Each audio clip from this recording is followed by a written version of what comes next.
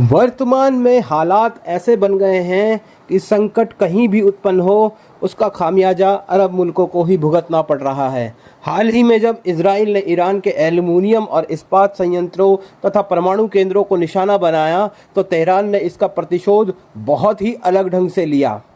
Iran ने सीधे तौर पर अरब देशों की अर्थव्यवस्था पर प्रहार किया। संयुक्त अमीरात की दिग्गज कंपनी एमिरेट्स ग्लोबल एल्युमिनियम पर भीषण हमला कर उसे भारी क्षति पहुंचाई गई और ये हमला उसने दुबई में किया। इसके पश्चात एल्युमिनियम बहरीन एल्बा की उत्पादन इकाई को भी ध्वस्त कर दिया गया और ये हमला बहरीन में किया गया। इन दोनों केंद्रों पर कामकाज पूरी तरह ठप हो गया है। ये कारखाने इन देशों की बुनियादी ढांचा परियोजनाओं के लिए रीढ़ की हड्डी रहे हैं।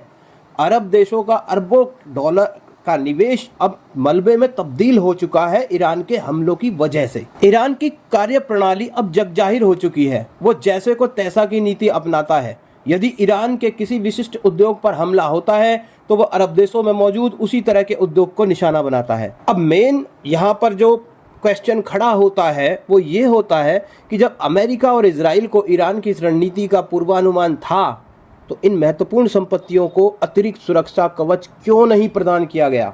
हालांकि S-400 और पैट्रियट जैसे उन्नत वायु रक्षा तंत्र चारों दिशाओं में सुरक्षा देने में सक्षम है, फिर भी अमेरिकी रणनीति यहाँ विफल दिखाई दी। ऐसा लगता है कि वॉशिंगटन की प्राथमिकता केवल अपने सैन्य ठिकानों को बचाना है, न कि अपने सहयोगियों के आर्थिक हितों को। और उस पर विडंबना यह है कि ईरान अमेरिका के खुद के सैन्य अड्डों जैसे कि प्रिंस सुल्तान एयरबेस में भी सैन्य लगाने में इस सुरक्षा चूक ने अरब जगत को यह सोचने पर मजबूर कर दिया है कि वे केवल पश्चिमी देशों पर निर्भर नहीं रह सकते। आने वाले समय में रक्षा उपकरणों की एक नई प्रतिस्पर्धा शुरू होगी। चीन के रक्षा प्रणालियों की प्रभावशालीता पहले ही संदिग्ध रही है, इसलिए उनकी मांग कम रहने की संभावना है। रूस ने भारत को अपने यहाँ S-400 बनाने और उसे वैश्विक बाजार में निर्यात करने का प्रस्ताव दिया है। इससे दो बड़े लाभ होंगे। रूस पर लगे अमेरिकी प्रतिबंधों का असर कम होगा और भारत का एक वैश्विक डिफेंस हब के रूप में उभरना निश्चित हो जाएगा। अरब देश अपनी संप्रभुता और संपत्तियों की रक्षा के लिए भारत और रूस जैसे विश्वसनीय साझेदारों की ओर